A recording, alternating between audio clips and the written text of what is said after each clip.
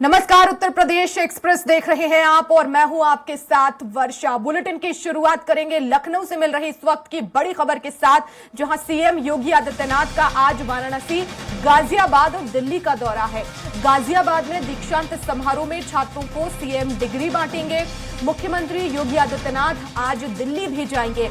आज अमित शाह से मुलाकात करेंगे। लोकसभा चुनाव यूपी बीजेपी प्रभारी के नाम पर चर्चा होगी। संभावित मंत्रिमंडल विस्तार को लेकर भी चर्चा हो सकती है। तो आज गाजियाबाद, वाराणसी और दिल्ली के दौरे पर रहेंगे सीएम योगी आदित्यनाथ। कई कार्यक्रमों में शामिल होंगे। दिल्ली में गृह मंत्री अमित शाह से मुलाकात करेंगे।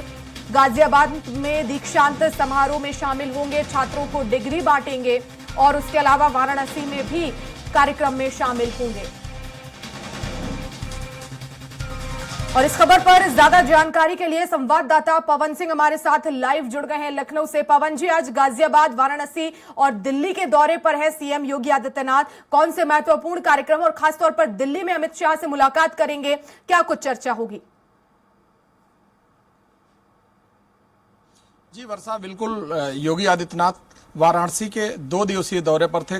कल ही वो वाराणसी पहुंच गए थे। वहां वाराणसी कई कार्यक्रम में शामिल हुए और देर रात उन्होंने काल भैरव का दर्शन किया, पूजन किया और वहां रात्रि विश्राम किया। आज सुबह उन्होंने काशी विश्वनाथ का दर्शन पूजन कर वहां पर विधायक, एमएलसी और महापौर के साथ बैठक किया और बैठक के बाद सीधा लखनऊ के लिए रवाना हुए।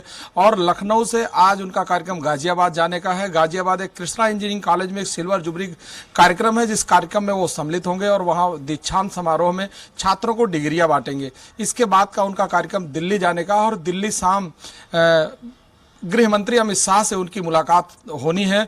इस मुलाकात में ऐसा माना जा रहा है, कयास लगाया जा रहा है कि उत्तर प्रदेश के जो मंत्रिमंडल विस्तार है, उस विस्तार की चर्चा हो सकती है, क्योंकि इससे पहले काफी लंबे समय से यह जो है विस्तार का भी चर्चा में रहा है और अभी तक इस पर कोई ठोस कदम नहीं उठाया गया है।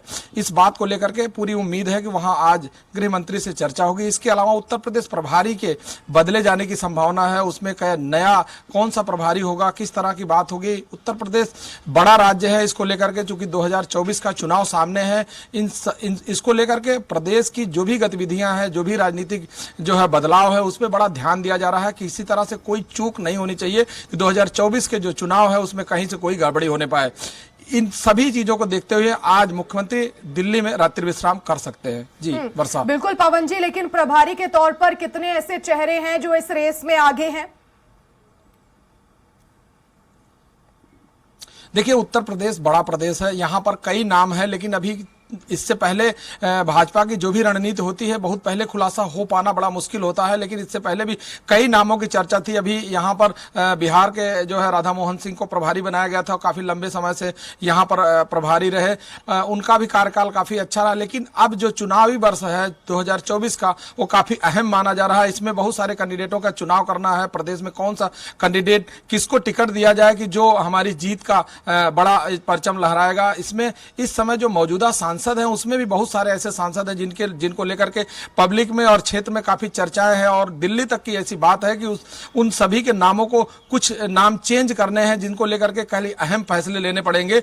इन सभी चीजों को देखते हुए बीजेपी और संगठन दोनों पूरी तरह से जमीन से लेकर और ऊपर तक की जो भी बैठक है, जो भी लोग इसके जिम्मेदार लोग हैं, उसको बहुत गहराई से चर्चा करके बड़ा संजीदा फैसला लेना चाहते हैं। इन सभी चीजों को लेकर के उसमें मुख्यमंत्री और गृह मंत्री अमित शाह और बहुत शीर्ष नेतृत्व, इन सब चीजों को लेकर काफी समय से चर्चा चल रही है, जिसको लेकर के आज उनसे गहन चर्चा होगी और हो सकता है इसके नाम की खुलासे भी हो सकते हैं। जी बिल्कुल पवन जी, लेकिन क्या कोई तारीख इसको लेकर तय की गई है? क्योंकि आज जो चर्चा होने वाली है काफी महत्वपूर्ण है और ऐसे में ऐलान भी जल्द हो सकता है, ऐसा संभव है?